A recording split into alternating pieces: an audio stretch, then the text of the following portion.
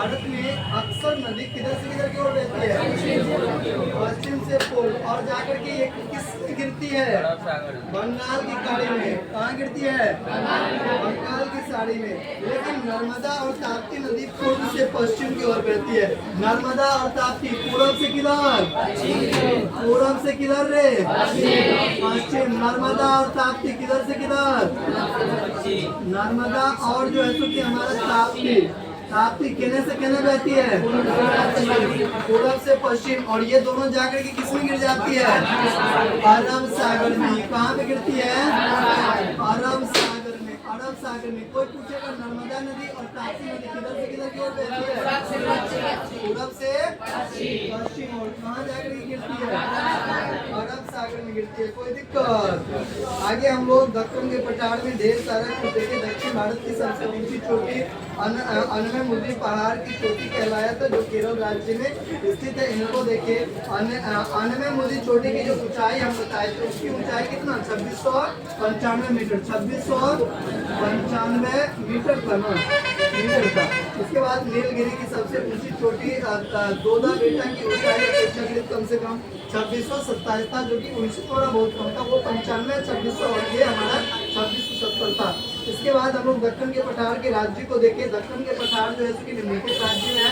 दक्कन के पठार किन किन राज्यों में? देखो, महाराष्ट्र हो गया, कर्नाटक हो गया, आंध्र प्रदेश, तेलंगाना, तमिलनाडु, मध्य प्रदेश, छत्तीसगढ़ और ओडिशा, इन सभी राज्यों में स्थित था हमारा दक्कन के पठार। इन सभी राज्यों में उड़ीसा को ओडिशा नाम दिया गया, ठीक है। आंध्र प्रदेश, तेलंगाना, तमिलनाडु, कर्नाटक, महाराष्ट्र, मध्य प्रदेश और हमारा छत्तीसगढ़, ठीक है। इनको आप लोग जो है यहीं पर हम एक वर्ड बोले थे कि इंडिया का मैप बनाइयो और यहाँ पे लगाइयो। इंडिया का मैप बनाइयो और वहाँ पर एड्रेस कीजिए, ताकि आपको दिखने में पता चलेगा कि हमारा तमिलनाडु यहाँ है, हमारा ओडिशा यहाँ है, हमारा झारखंड यहाँ है, हमारा बिहार यहाँ है। जैसे हम लोग यहाँ पे भी देख लेते हैं, झारखंड यहाँ, पश्चिम बंगाल यहाँ, छत्तीसगढ़ यहाँ, ओडिशा यहाँ, महाराष्ट्र यहाँ, कर्नाटक यहाँ, आंध्र प्रदेश यहाँ, तमिलनाडु यहाँ पे है, ठीक है। तो इन सब से हमको क्या पता चलता है? स्टेट की जानकारी मिलती है, किस दिशा में है, कहाँ पे है, नहीं है। जैसे हम लोग अभी कौन इंडिया किस कोना में यहाँ पे स्थित है? यहाँ पे है ना।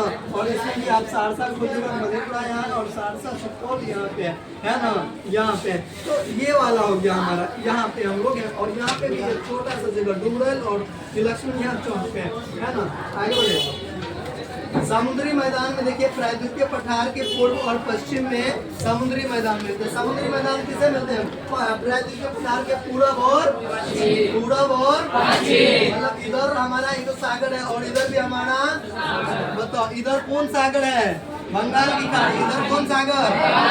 और इन्हें कौन है भाई? पश्चिमी तट में अरब सागर वाला समुद्री मैदान मिलेगा और इधर वाला में हमारे को बंगाल की खाड़ी है ना। तो सबसे पहले समुद्री तट को जो हम स्टार्ट किए, इसमें हम बताए, क्या बताए? प्रायद्वीपीय पठार के पूर्व और पश्चिम में समुद्री तट के विस्तार मिलते हैं, यानी कि इनके पूर्व में बंगाल की खाड़ी के साइड में जो होगा मैदान खाली वाला, उसको हम लोग बोलेंगे समुद्र तटीय मैदान। और इधर अरब सागर वाला जो पश्चिम दिशा में है, इधर वाला जो होगा उसको हम लोग क्या बोलेंगे रे?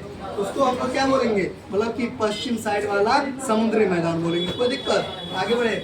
जहाँ मैदान बंगाल की खाड़ी और अरब सागर के किनारे हैं, ये जो है मैदान हमारा समुद्री मैदान बंगाल की खाड़ी हो गया मेरे भाई, और ये हमारा अरब सागर हो गया। इन्हीं के साइड वाला जो मैदान है, उन्हीं को हम लोग समुद्री मैदान के नाम से जानते हैं। समुद्र वाला इलाके में जो मैदान है उसको समुद्री मैदान कहते हैं। ओपन वीडियो में बोल रहे हैं, जिसका गिरल है उसके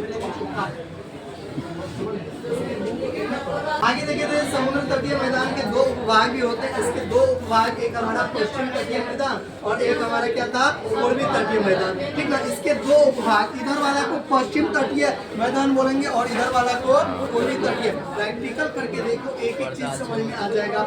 पश्चिम दिशा वाले को पश्चिम तटीय मैदान और पूर्व दिशा वाले को पूर्व तटीय मैदान कहेंगे। कोई दिक्कत? नेक्स्ट हम लोग आगे बढ़ते हैं। अगेन पश्चिम तटीय मैदान या पश्चिम घाट और अरब सागर के बीच है। पश्चिम तटीय मैदान जो है ये हमारा पश्चिमी घाट और अरब सागर के